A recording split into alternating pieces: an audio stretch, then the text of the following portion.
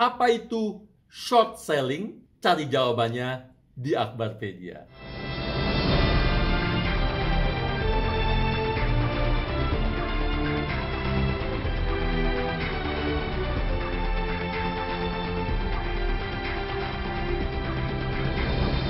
Oke, dalam transaksi saham di Indonesia, banyak orang hanya berfokus pada satu posisi transaksi, yaitu disebut dengan istilah namanya long position. Ya, pernah dong kita dengar istilah beli saham di harga murah, jual ketika harganya naik atau harga tinggi. Nah, posisi beli di bawah, kemudian jual di harga di atas ini, istilahnya dikenal dengan nama long position.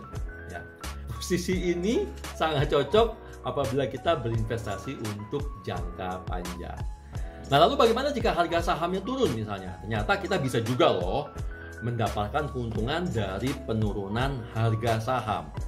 Posisi mendapatkan keuntungan dari penurunan harga saham ini dikenal dengan istilah namanya short position atau short selling. So, jadi apa sih posisi short sell ini atau posisi short ini? Ini adalah posisi ketika kita tahu atau ada feeling atau ada hitungan ketika suatu saham akan turun harganya.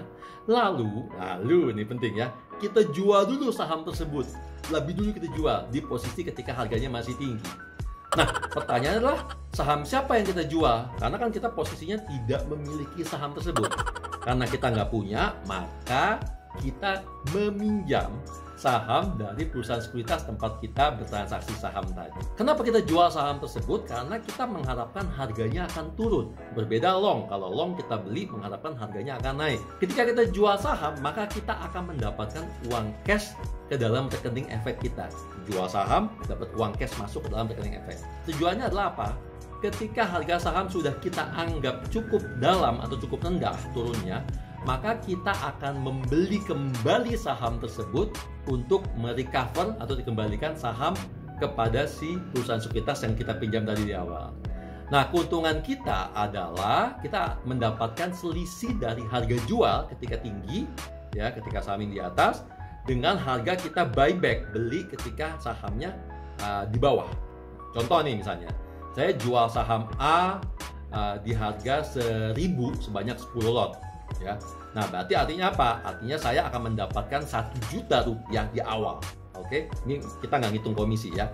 Kemudian sahamnya turun menjadi dengan harga 500 rupiah. Ya, dari 1.000 turun jadi 500. Ketika itu saya katakan, oke, saya mau buyback sahamnya 500 10 lot. Berarti saya keluar uang 500.000. Ya, saya dapat 1 juta, keluar uang 500.000 untuk beli sahamnya. Tanpa dipotong komisi dulu ya, maka selisih 500.000 tadi adalah keuntungan saya. So, jangan lupa kalau Anda mau melakukan transaksi short selling ini, maka Anda juga harus punya fasilitas margin trading.